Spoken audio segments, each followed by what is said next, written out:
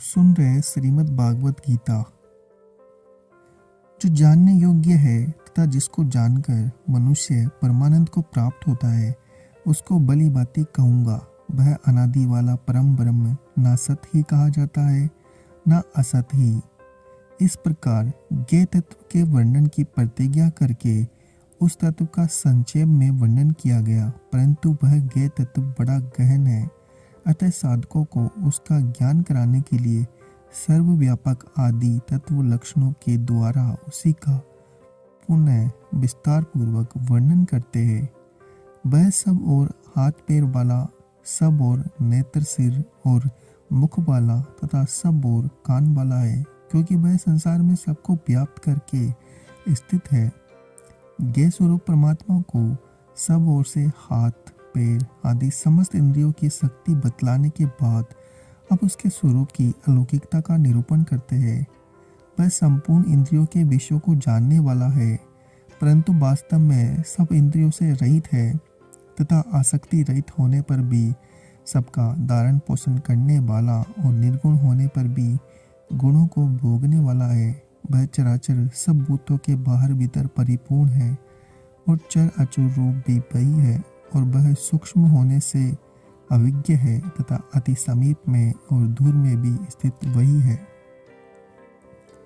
वह परमात्मा विभाग रहित एक रूप से आकाश के सदृश परिपूर्ण होने पर भी चराचर संपूर्ण भूतों में विभक्त सा स्थित प्रतीत होता है, तथा वह जानने योग्य परमात्मा विष्णु से भूतों को धारण पोषण करने वाला, रुद्र रूप से संहार करने वाला तथा ब्रह्म रूप से सबको उत्पन्न करने वाला है।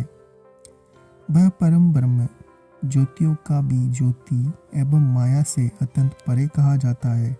वह परमात्मा बोध स्वरूप जानने की योग्य एवं तत्व ज्ञान से प्राप्त करने योग्य है, सबके हृदय विशेष रूप से स्थित है।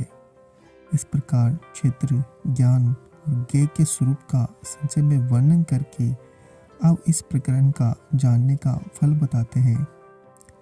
इस प्रकार क्षेत्र तथा ज्ञान और जानने योग्य परमात्मा का स्वरूप संक्षेप में कहा गया है। मेरा भक्त इसको तत्व से जानकर मेरे स्वरूप को प्राप्त होता है। अब उन सब का वर्णन करने के लिए भगवान पुनः प्रकृति और पुरुष के नाम से प्रकरण आरंभ करते हैं।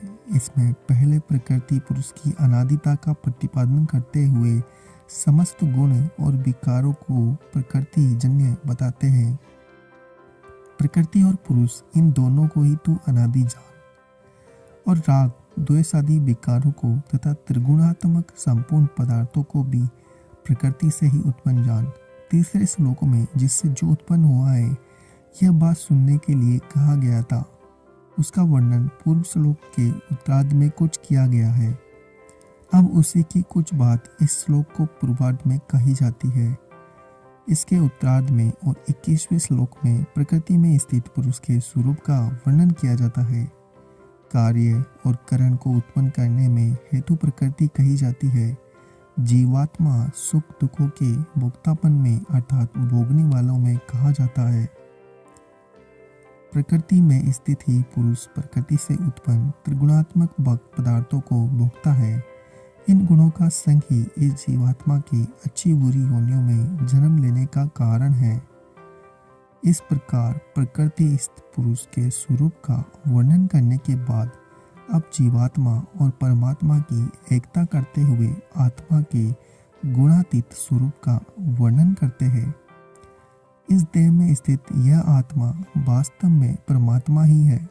वही साक्षी होने से उपद्रष्टा और यथार्थ सम्मति देने वाला होने से अनुमंता, सबका धारण पोषण करने वाला होने से वर्ता, जीव रूप से भोक्ता, ब्रह्मा आदि का भी स्वामी होने से महेश्वर और शुद्ध सच्चिदानंदन होने से परमात्मा, ऐसा कहा जाता है। अगर आपको हमारा यह प्रयास अच्छा लग रहा है तो चैनल को सब्सक्राइब करें, वीडियो को लाइक और शेयर करना ना भूलें।